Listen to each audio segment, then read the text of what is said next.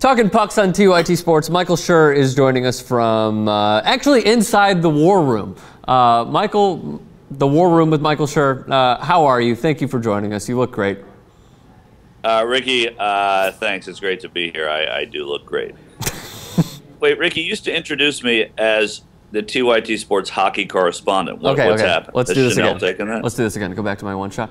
Introducing the TYT Sports hockey correspondent, epic politics man, Michael Schur. Michael, thank you so much for joining us. Really appreciate it. Again, you look fabulous, ghetto fabulous. So the Kings played the Sharks last night. The Kings are like your second team.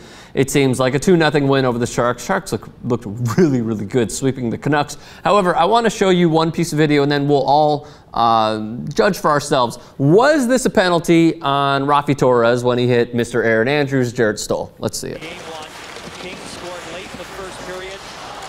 They get 1-0, a heavy hit and a penalty. See, now when I'm watching it at regular speed, it looked like he left his feet. So my initial reaction is yes, but then when you look at it, I don't think he did. He just went into him. Yeah, it's kind of close. You know, there's going to be a disciplinary hearing. I don't know if there would have been a disciplinary hearing had it not been Raffi Torres, but his record speaks for itself. You know, when Daryl Sutter was asked about it after the game, they said, "Listen, I'm not going to tell you. I don't know what Stoll's condition is, but you know, he didn't play the third period. This happened at the end of the second period. He said he didn't play the third period. That should answer it for you right there. He wasn't tired. That's not why he didn't play the third period." He also gave somewhat of a sarcastic / smart-ass answer, did Daryl Sutter.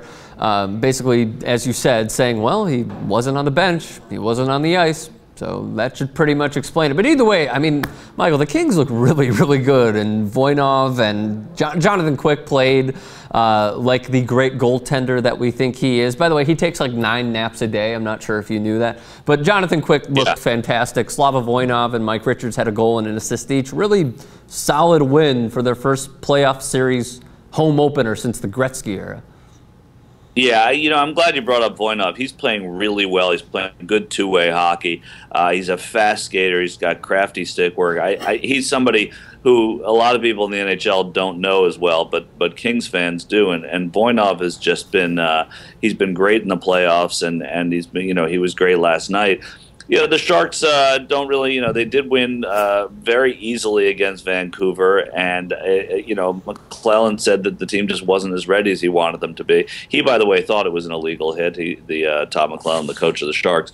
The Sharks, listen, it's a long series, as any fan of the Boston Bruins will tell you. They play 7 games, so I wouldn't be too excited if I were the Kings right now, but when you have your goalie, when you have Jonathan Quick playing that well, that's what you try and get. It's what Pittsburgh's trying to get with Thomas Vokoun, who they replaced Marc-Andre Fleury with after Fleury lost, was it like 6-4 against the Islanders, and that made all the difference. And so if you get a good goalie and you ride a goalie, as you know, Stromer, that's all it takes in the playoffs sometimes.